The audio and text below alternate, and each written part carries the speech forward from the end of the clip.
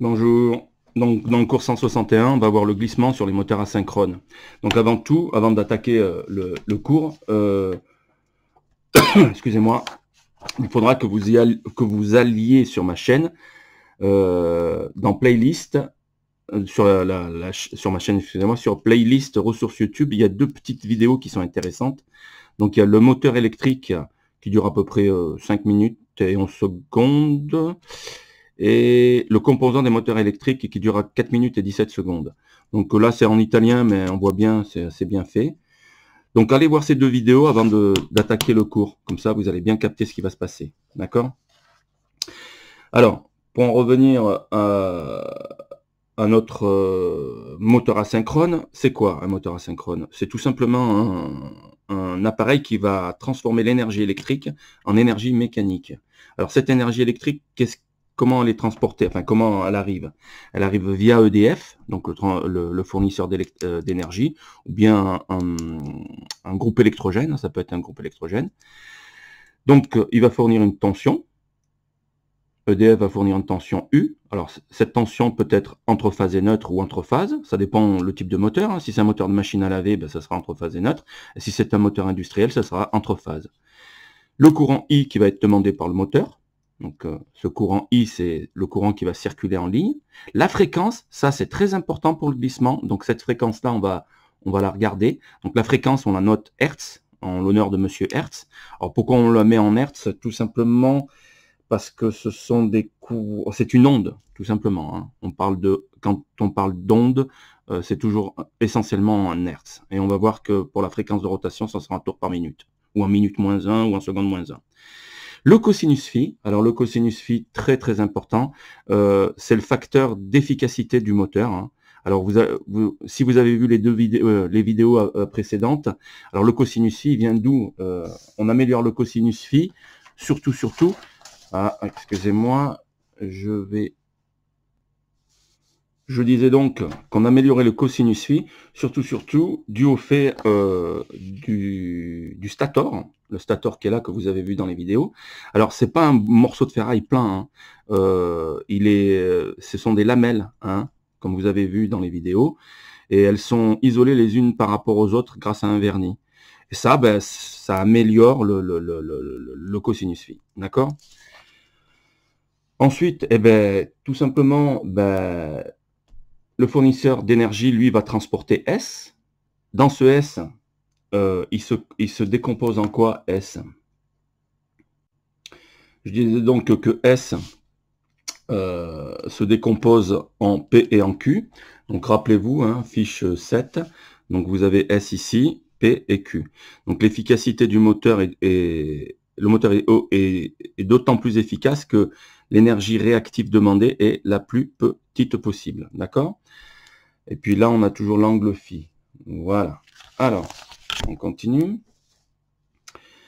Alors, pareil, hein, l'alimentation soit entre phase et neutre, soit entre phases. Hein.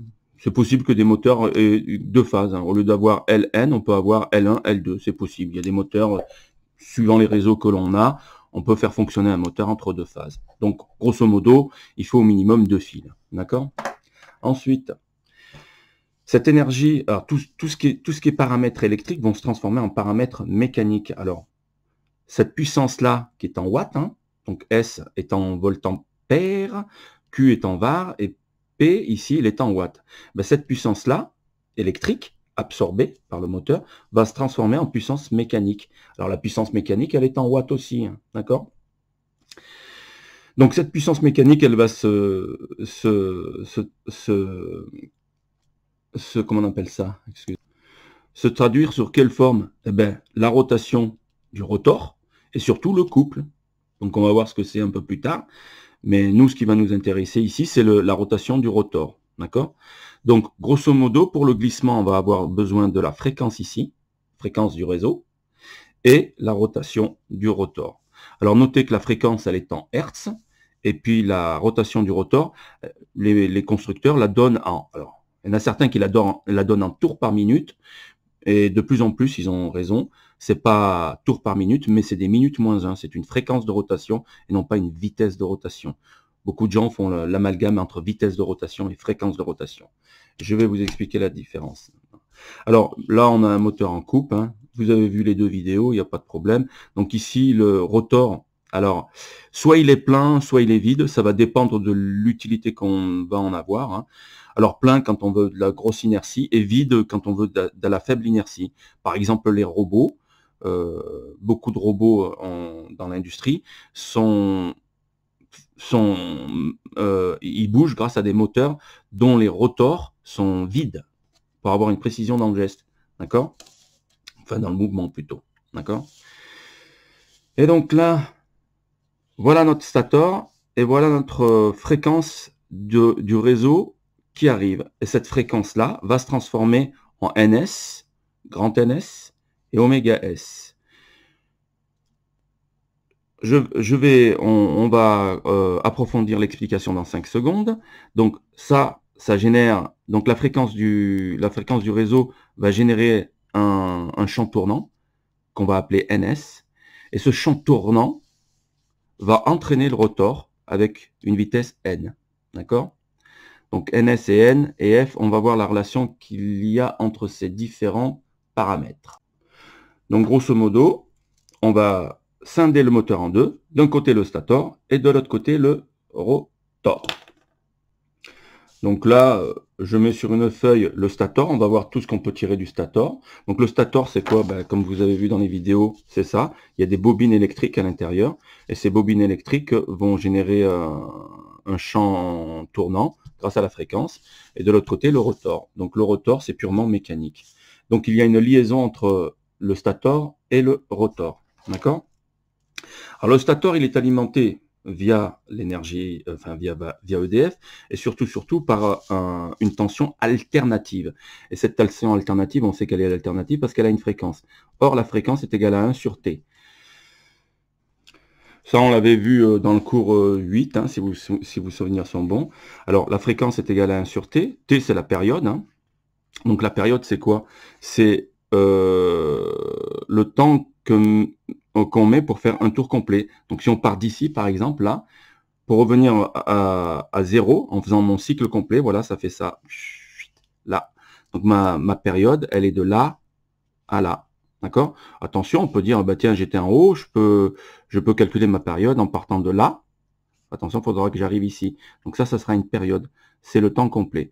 Donc ça, on le reverra, je ferai des vidéos là-dessus. Donc, F est égal à 1 sur T, et on peut en tirer, attention, on parle de vitesse angulaire et encore mieux de pulsation. Alors, pourquoi de pulsation? Parce que la fréquence dans le réseau français, F est égale à 50 Hz et il ne bouge pas, attention, c'est très très précis, c'est pour ça qu'on peut parler de pulsation. Donc, oméga, petite lettre, alors c'est la lettre minuscule de l'alphabet grec, est égale à 2πf. Alors voilà, rappelez-vous, oméga, vous l'avez ici en minuscule. Alors l'affiche, ça sera l'affiche 28. Vous l'avez en minuscule ici, hein, la lettre en minuscule. Et puis oméga en lettres majuscules. Donc on va nous utiliser, alors pour les courants, ça sera plutôt oméga lettre majuscule. Et puis pour tout ce qui est en moteur, champ tournant et ainsi de suite, ça sera la lettre majuscule. Voilà. Donc on en a été à F égale à 1 sur T. Donc F est en Hertz, d'accord? Ça, c'est l'unité de la fréquence. 1, c'est pour la seconde, hein, ce qu'on va faire en une seconde. Et puis T, c'est la période. Et T, c'est en secondes, d'accord? L'unité, c'est la seconde. Mais si on regarde bien, on s'aperçoit que F est égal à 1 sur des secondes. Alors, on appelle ça des Hertz en l'honneur de Monsieur Hertz, mais aussi, en termes d'équation dimension, c'est des secondes moins 1, c'est des 1 sur seconde, ce qui fait des secondes moins 1. D'accord? Ça, c'est très important pour l'explication de tout à l'heure. Alors, à quoi c'est dû? Si on prend l'exemple de notre réseau en France, on a 50 Hz est égal à 1 sur T. D'accord? Donc, si on fait notre calcul, ça nous fait, si je cherche T, je vais ici faire le produit en croix, ça me fait 50T égale 1. Et donc T est égal à 1 sur 50. Parce que T égale 1, je envoie le 50 de l'autre côté, ça me fait ça. Ce qui me fait 0,02 secondes, ou bien T est égal, alors on aime bien le mettre en millième de seconde, donc ça nous fait, je le recule de 3, 1, 2, 3, ça nous fait 20 millièmes de seconde. Donc la période du courant en France, elle est de 20 millièmes de seconde. Alors, si on regarde bien, T est égal à 1 sur F, et F, ce sont des Hertz, 1 sur Hertz. Ouais, mais on sait que ici, on a des secondes moins 1, ça nous fait 1 sur des secondes moins 1, d'accord? Alors, 1 sur des secondes moins 1, ça nous fait T. T est égal à, je reprends ici, 1 sur seconde moins 1. Attends, seconde moins 1. Ce qui me fait des secondes moins 1. Moins 1. En gros, T, ce sont des secondes. Voilà. Rappelez-vous, les Hertz, c'est aussi des secondes moins 1. Donc voilà. Alors, je prends une autre feuille pour pouvoir faire rentrer tout ça là-dedans. Donc le stator, ce sont les paramètres électriques. Hein. Donc paramètres électriques. Et puis le rotor, c'est pour les paramètres mécaniques. Donc on vient de voir un des paramètres, c'est F est égal à 1 sur T. D'accord? On a vu les dimensions et ainsi de suite. Donc je réécris rapidement. Ici, c'est des Hertz. Et là, c'est des secondes. D'accord? Alors, qu'est-ce qu'on peut en tirer? Eh bien, comme je vous ai dit que c'était le champ tournant, on va tirer F. Un des paramètres, un des modèles qu'on en tire, c'est que F, la fréquence du réseau, est égale à P, le nombre de paires de pôles, d'accord, que multiplie NS. Alors, NS, c'est la fréquence du champ tournant. Alors, le champ tournant, alors, si on le branche dans le bon sens, il va tourner dans le sens inverse des aiguilles d'une montre. On est d'accord? Donc, c'est bien NS. Donc, F induit NS. C'est grâce à F que NS naît. D'accord? Et cette fréquence de champ tournant, elle va faire tourner notre rotor. Alors, nous, on va s'intéresser à NS ici. D'accord? Donc, NS, si on regarde les dimensions, ça, c'est en Hertz. C'est le réseau. P, il est sans unité. Très important. Sans unité. Il n'y a pas d'unité à P. Alors, non seulement il est sans unité, mais il a une particularité, il appartient à N. Alors, en mathématiques, on dit N, l'ensemble des entiers naturels. Alors, l'ensemble des entiers naturels, bien évidemment, différents de 0. Donc, P peut être égal à 1, 2, 3, et ainsi de suite.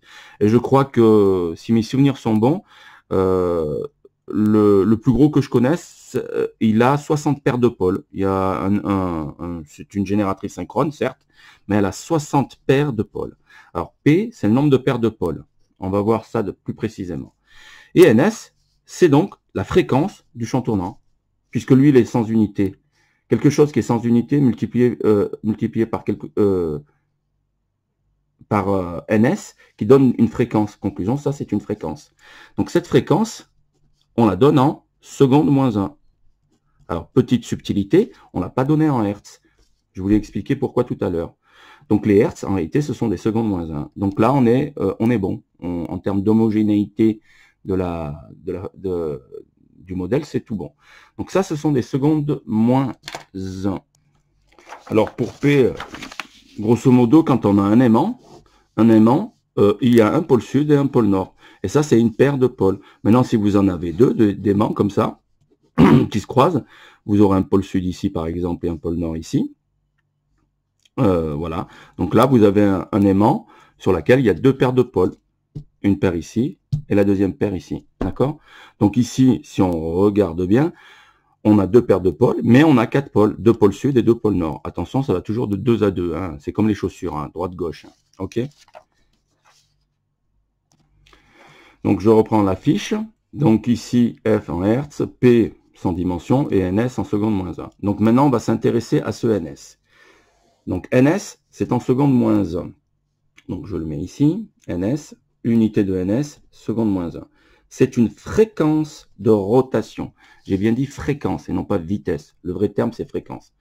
Si je prends NS et que je le multiplie par 60, ben, je vais tomber sur grand NS. Alors moi, je l'ai noté comme ça dans le cours. Hein. Grand NS. Alors, si je multiplie par 60, c'est pour passer à la minute. Donc, grand NS, son unité, ça sera des minutes moins 1. Minutes moins 1. Voilà son unité. Alors, très important pour les unités. Hein. Donc là, quand on a la fréquence du réseau en Hertz, on obtient NS en seconde moins 1. Si je le veux en minutes moins 1, ben, je le multiplie par 60. D'accord? Une autre chose, on avait vu que oméga, on avait vu ici que la fréquence du réseau, il avait une pulsation. Donc oméga est égal à 2πf. Ben, il n'y a aucune raison que notre champ tournant n'ait pas une fréquence, une vitesse angulaire aussi. Alors j'ai oublié, excusez-moi, oméga, c'est aussi la vitesse angulaire. Pulsation parce que la fréquence est fixe, mais c'est aussi la vitesse angulaire. D'accord? Eh ben c'est pas compliqué. Ce que je vais faire, je vais prendre ns et je vais me calculer mon oméga s. Oméga s est égal à 2π ns. Alors 2π ns, d'où vient le 2π? Ben, comme pour la pulsation, 2π c'est le tour complet et f la fréquence. D'accord? Et ça va donner des radians sur seconde ou bien des radians seconde moins 1. D'accord? Fiche numéro 8. D'accord? Alors, OK pour ça. Donc pour les unités, ben ça, ce sont des radians. Et ça, ce sont des secondes moins 1. Conclusion, ça, ce sont des radians seconde moins 1. Voilà, voilà l'unité. D'accord? Radians seconde moins 1.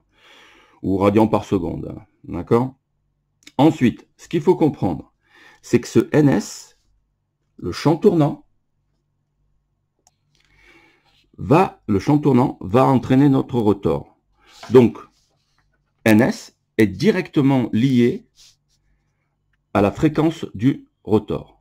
Donc, on va mettre en œuvre les différents modèles tout de suite. Donc, on avait dit que f est égal à pns. Je le réécris ici. F est égal à P que multiplie NS.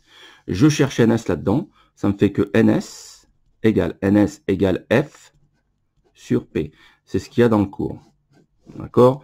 NS en seconde moins 1, F en fréquence en Hertz, et P sans dimension. Alors, de là, on va tirer N.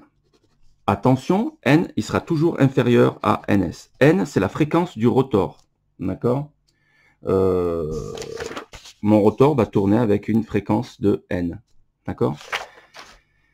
Alors, pourquoi il est inférieur? Ben, tout simplement, c'est dû au glissement.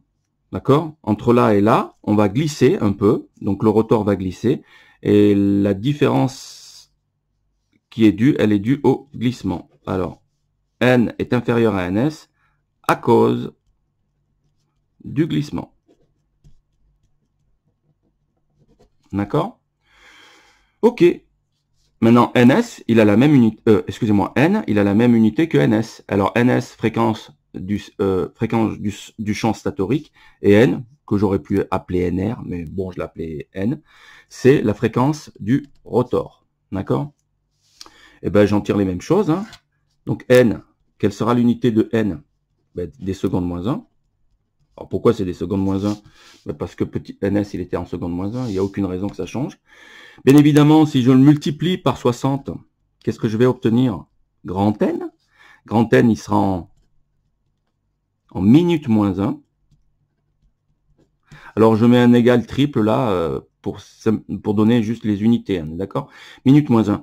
Et ce N là, c'est ce qui est donné sur les plaques signalétiques. Alors, plaques signalétiques. Ah, ça va pas rentrer. Des moteurs. Donc, les constructeurs vous donnent toujours celui-là. Donc, quand vous avez des moteurs qui tournent à 1400 tours minute, eh ben, c'est ça qu'on vous donne. D'accord? Le constructeur, il donne ça. Et bien, de ce N-là, je peux moi aussi en tirer une fréquence de... excusez-moi, pas une fréquence, cette fois-ci, une vitesse de rotation que je vais appeler oméga. D'accord? Ici, je l'ai appelé oméga S. Et là, je vais l'appeler oméga. Et bien, oméga et oméga S, c'est blanc, bonnet blanc. C'est égal à 2π en termes d'unité. Hein, mais oméga sera égal à 2π que multiplie N. La fréquence du rotor, qui est donnée bien évidemment en radians par seconde. Radians par seconde, ou bien radians seconde moins 1. Ah, c'est un S seconde moins 1. Voilà l'unité. Donc là, on vient de voir tous les paramètres et toutes les liaisons possibles qu'il y a entre le stator et le rotor. Donc les différents paramètres qui étaient là, que vous avez vus, NS, grand NS et oméga S. Et là, vous avez le résumé. Hein. Donc vous pouvez lire directement dans le cours, un petit NS en seconde moins 1 et ainsi de suite. Et puis là, bien évidemment, le N qui était sur les plaques signalétiques. Donc on continue. Alors, la page 2. Ici, on a notre stator. Sur le stator, on va mettre nos bobines, comme vous avez vu dans les vidéos précédentes. Et puis ce stator-là, on va le mettre dans le moteur. D'accord? Alors, c'est plutôt schématique. Hein. Là, on a un moteur triphasé. Pourquoi triphasé? Parce qu'il y a 3 bobines. Donc, on a 6 bornes. Alors, sur la plaque à bornes, on aura 6 bornes. D'accord? Alors, d'où viennent les paires de pôles? Ici, on sait qu'on a 3 bobines. Bobine 1, bobine 2, bobine 3. Alors, j'ai noté ici U1, V1, excusez-moi, U1, U2, V1, V2 et W1, W2. Alors, combien on a de paires de pôles? Ici, c'est toujours, on réfléchit toujours par rapport à une bobine, une seule, d'accord? Donc, ici, on aura un pôle sud et un pôle nord. Donc, on a nombre de paires de pôles par bobine, une seule, d'accord? Une paire de pôles, d'accord? Donc, une paire de pôles. Donc, une paire de pôles, ça nous fait 2 pôles. Donc, une paire de chaussures, ça nous fait 2 chaussures. Chaussure droite et chaussure gauche. Donc, ça, ici, ça ferait 2 pôles. Mais on a une paire. Alors, là, pareil, on réfléchit par rapport à une seule bobine. Alors, pour avoir 2 paires de pôles, qu'est-ce qu'on fait? On prend une bobine. Alors, excusez-moi, je reviens là-dessus. Donc, cette bobine-là, je la mets sur ce morceau, sur ce noyau magnétique. Celle-là sur ça ici et celle-là ici. Donc, on met nos bobines sur les noyaux magnétiques, comme ici, là. D'accord? Grosso modo, ici, pour avoir 2 paires de pôles, on prend nos bobines, mais on va les séparer en 2. D'accord? Voilà. Donc, ici, globalement, on a un pôle nord ici, un pôle sud ici. Mais si je le sépare en 2, ça nous fait pôle nord, pôle sud, pôle nord, pôle sud. D'accord? Où est-ce que je mets ces bobines-là? Alors, pour la première bobine, je vais l'entourer ici, en mettre une autre en face ici. Donc, celui-là et celui-là en face. Celle-ci, ici et ici. Et celle-là, là, là et là. Donc, ça nous fait 2 paires de pôles. Alors, pourquoi 2 paires de pôles? Parce que j'ai scindé ma bobine. Au lieu d'en mettre qu'une seule par pôle magnétique, j'en ai mis, je les ai divisés en 2. Et ben, c'est la même chose pour le reste. Hein. Donc ici, je scinde ma bobine en 3. Je prends cette bobine-là, au lieu de la mettre en une seule fois, je la scinde en 3. Et je vais la distribuer sur les différents pôles. Donc là, on a une paire de pôles, 2 paires de pôles, 3 paires de pôles. D'accord? Donc ici, si en termes de nombre de pôles, là on en a 2. Donc une paire de chaussures, ça me fait 2 chaussures. 2 paires de chaussures, ça me fait 4 chaussures. 3 paires de chaussures, ça me fait 6 chaussures. D'accord? Ça, c'est si on vous demande... voilà. Et bien ici, c'était la petite formule NS est égal à F sur P qu'on a vu tout à l'heure. Donc vous savez comment que ça marche. Ici, on a 2 pôles, mais attention, on a une paire. D'accord? Ici, on a 4 pôles, mais on a 2 paires de pôles. Et dans la formule, c'est bien le nombre de paires de pôles hein, qui est important. Hein. Alors, dans certains exercices, il vous donne le nombre de pôles. Il faudra faire attention, tout simplement. Alors, un petit exercice ici, on va faire ensemble, vite fait. Donc là, on vous demande de compléter le tableau pour une fréquence de 50 Hz. Très important ça, 50 Hz. Et puis là, on vous donne le nombre de paires de pôles. Nombre de paires de pôles, 1. Alors après, j'ai rien mis, mais après c'est 1, 2, 3, 4 et 5. Alors je vous avais dit que je connaissais moi une machine synchrone qui avait jusqu'à 60 paires de pôles. Ça peut aller jusqu'à 60. Le plus gros que je connais, c'est 60 paires de pôles. Donc maintenant, si vous avez une paire de pôles, combien vous avez de pôles? Eh bien, ici 2. Si vous avez 2 paires de chaussures, vous avez 4 chaussures, ainsi de suite. Donc à vous de remplir ici. Donc ici 1, 1, une paire, ça me fait 2 pôles, 2 paires, ça me fait 4 pôles, et ainsi de suite. Alors pour la fréquence synchrone, NS, il suffit de prendre la formule qui est ici. Donc NS est égal à F sur P. Ben, F, on le connaît, c'est 50, il ne va pas bouger.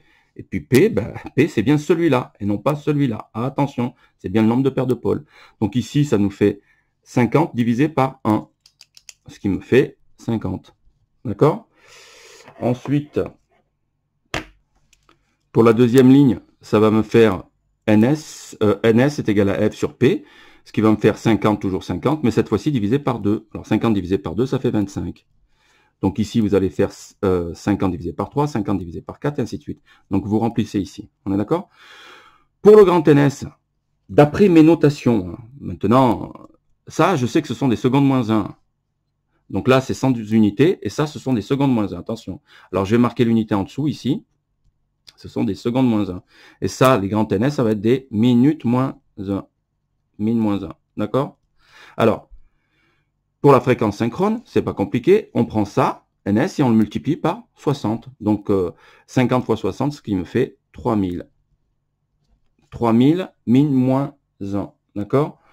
Alors, ensuite, vous n'avez plus qu'à multiplier 25 par 60, ce que vous avez trouvé ici par 60, et ainsi de suite. Maintenant, si on vous donne ça ici, vous pouvez retrouver NS en divisant 750 divisé par 60. OK? Pour le oméga S, c'est pas compliqué. Oméga S, la formule, je vous l'ai donné tout à l'heure. Le oméga S, c'est 2pi NS. Donc, 2pi fois NS, ce 50 là. D'accord? Donc, pour le calcul de oméga S, alors je vais vous dire un petit truc rapide. Donc, oméga S est égal à 2pi NS. Donc, pour le premier, ça fait 50, hein, ce qui me fait 2pi fois 50. Soit, on fait 50 fois 2, ce qui me fait 100pi. 100pi radian seconde moins 1. Soit, vous détaillez le calcul, 314. Alors, 100 fois pi, parce que pi est égal à 314, ça fait 314 radian seconde moins 1. Beaucoup de gens préfèrent cette notation, le coup des 100 pi. Donc là, on va mettre 100 pi. Mais attention, hein, vous pouvez mettre 314 radians par seconde, hein, c'est pas le problème. Donc ici, ça me fait 50 fois 2 pi, ce qui me fait 100 pi. Et l'unité, je vais la marquer là. Ce sont des radians seconde moins 1. Donc vous complétez le tableau pour la prochaine fois. Ok, ça roule. Allez, on va passer à la feuille d'après. Donc sur la feuille d'après, on reprend notre formule. Hein. NS est égal à F sur P. Un petit rappel rapide, stator, rotor. Rappelez-vous que cette fois-ci, NS, il est plus grand que N. C'est dû au glissement, donc il est supérieur.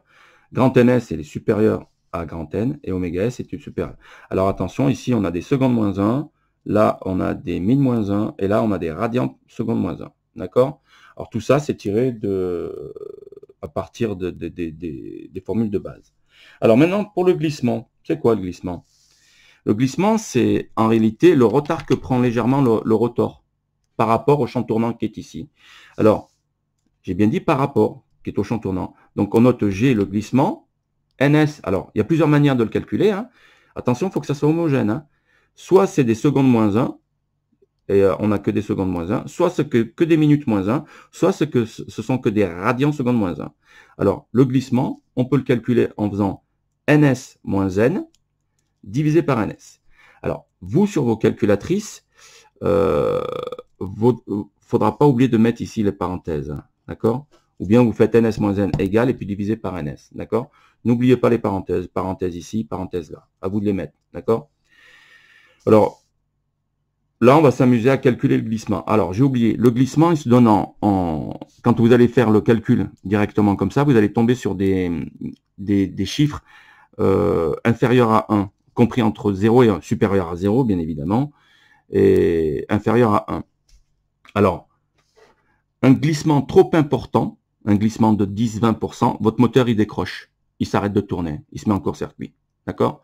Donc, un glissement, ça va tourner aux alentours de 2, 3, 4, 5, 6%, pas plus. D'accord? Ça peut aller jusqu'à 10%, mais au-delà, il décroche.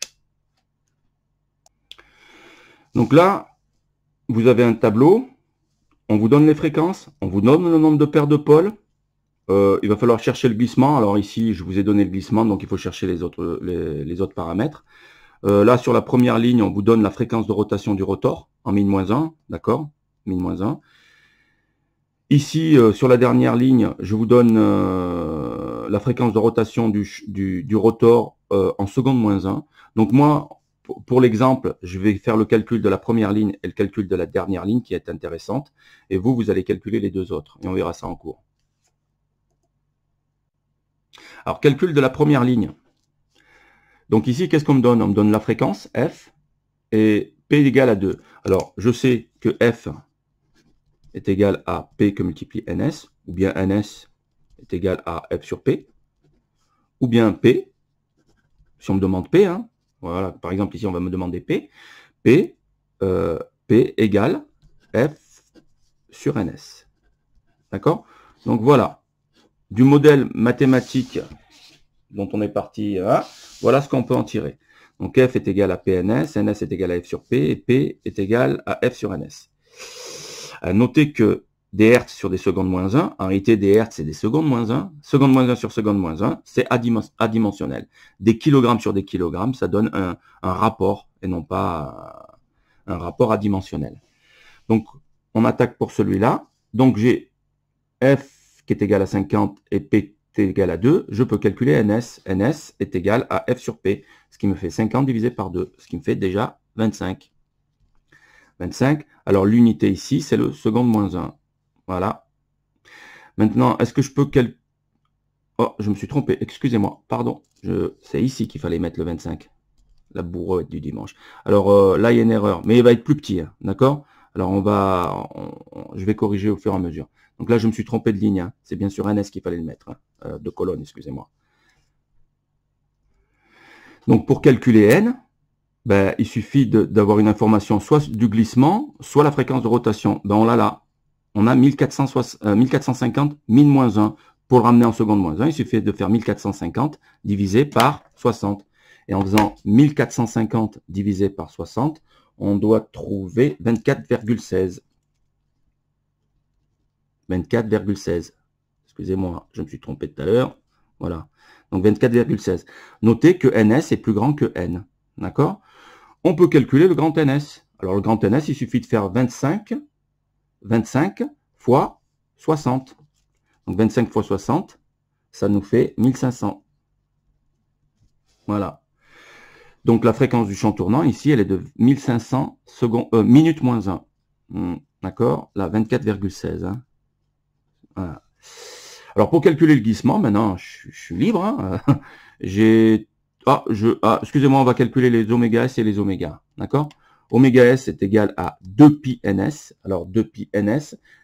Alors ns il fait 25. Ce qui me fait 25 fois 2, ça fait 50. Ça me fait 50 pi. 50 pi. Pour oméga, on a 24,16 multiplié par 2pi. Ça nous fera 151,8. Voilà. Alors, d'où est-ce que je sors tout ça? Rappelez-vous, en début de vidéo, je vous avais fait expliquer d'où est-ce que ça venait. D'accord? Donc, oméga 2πn et oméga s 2πns. D'accord?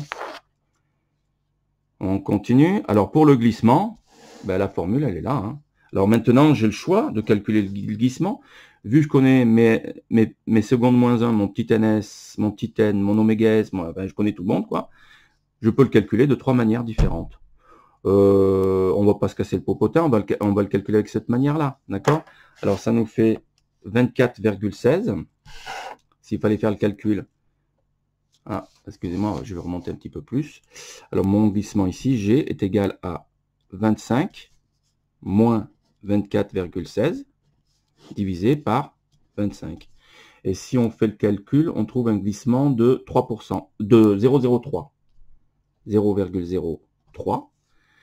Alors 0,03, si on le met en pourcentage, je multiplie ça par 100, ça me fait un glissement de 3%.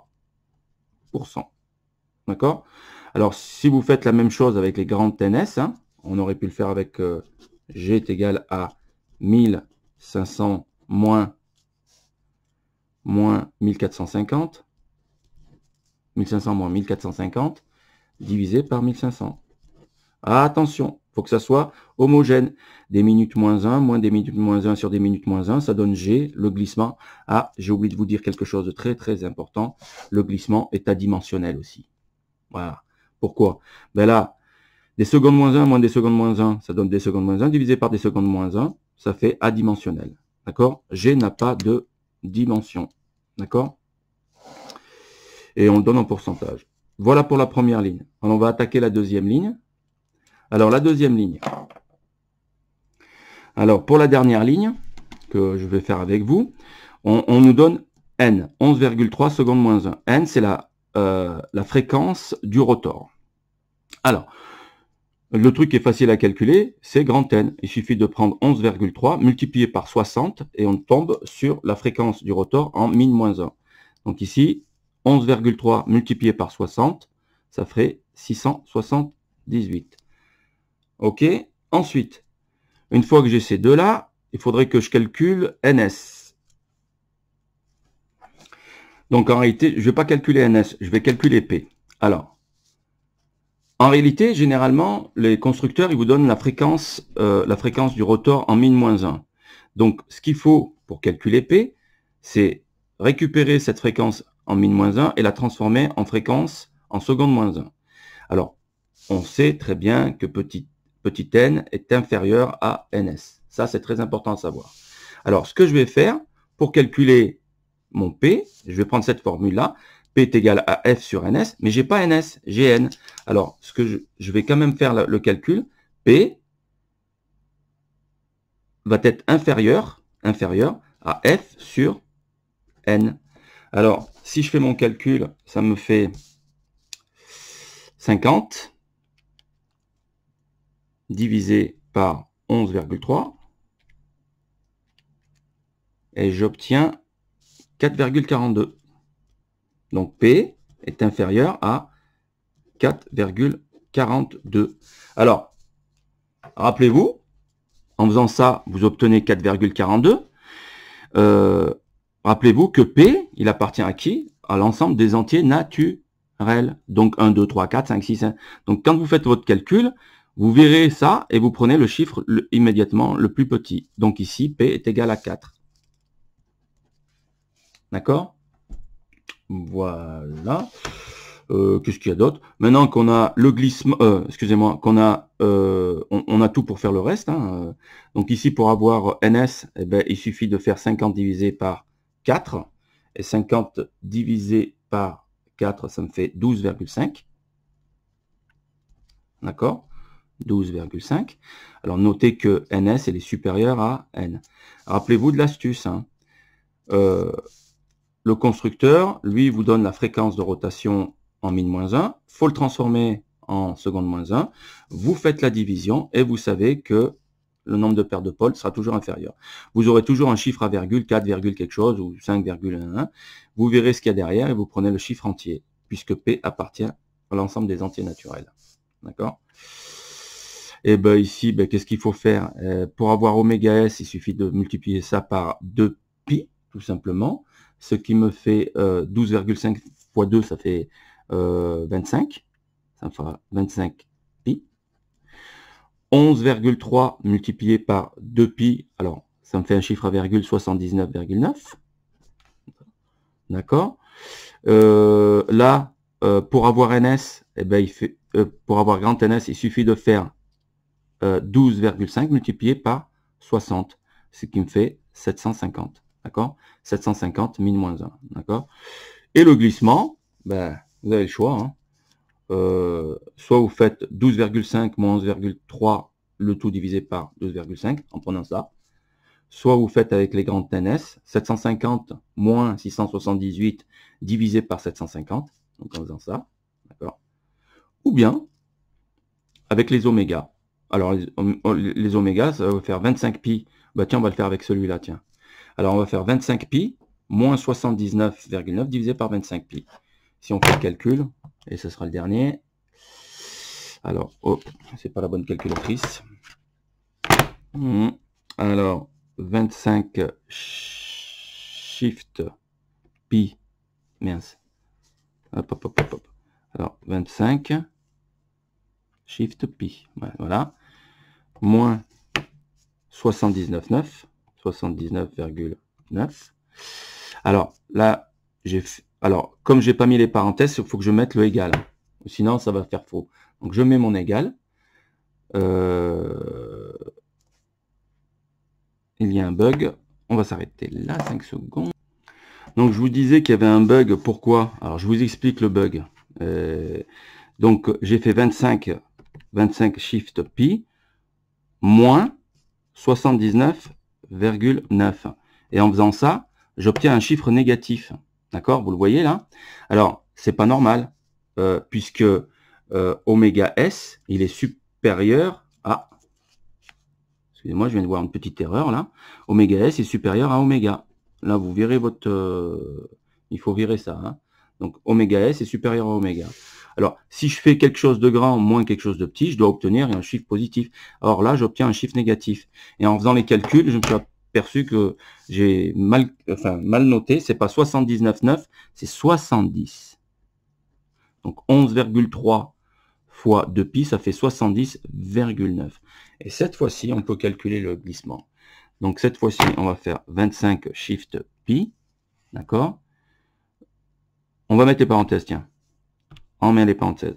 Ça fait 25 Shift Pi moins 70,9. Fermeture des parenthèses divisé par 25 Shift Pi. Et là, la calculatrice, normalement, elle le prend. Et on trouve un glissement de 0,96. Donc, j'ai refait le calcul. Attention, sur ma calculatrice, sur celle-là, hein, j'en ai plusieurs. J'en ai une où on n'a pas besoin de mettre la parenthèse quand on met 25 pi. Et celle-ci, si on met pas les parenthèses, ça marche pas. Donc, c'est pour ça que ça n'allait pas le résultat. Alors, là, en faisant 25 pi, entre parenthèses, moins 70,9, divisé par 25 pi, cette fois-ci, on les met entre parenthèses. Là, elle sort le bon résultat. Ça me fait 0,09. Donc 0,09, c'est ici.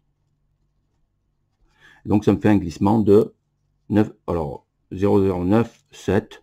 Il y avait un 1. Ça me fait un glissement de 9,7%. D'accord. Lui, il glisse beaucoup, hein, celui-là. Hein. On perd pratiquement 10 tours. Enfin, 10%. Hein. Si mon moteur faisait 100 tours par minute, eh bien, on perdrait 10 tours. D'accord? Excusez-moi, je reprends. Si mon champ tournant faisait 100 tours par minute, ben à ce moment-là, on perdrait 9,7 tours au niveau du rotor. Voilà. Donc là, ok. Ben, je crois que c'est tout. Hein. Qu'est-ce qu'il y a d'autre à dire? Non. Donc voilà. À vous de remplir les cases qui sont ici. Allez, à plus.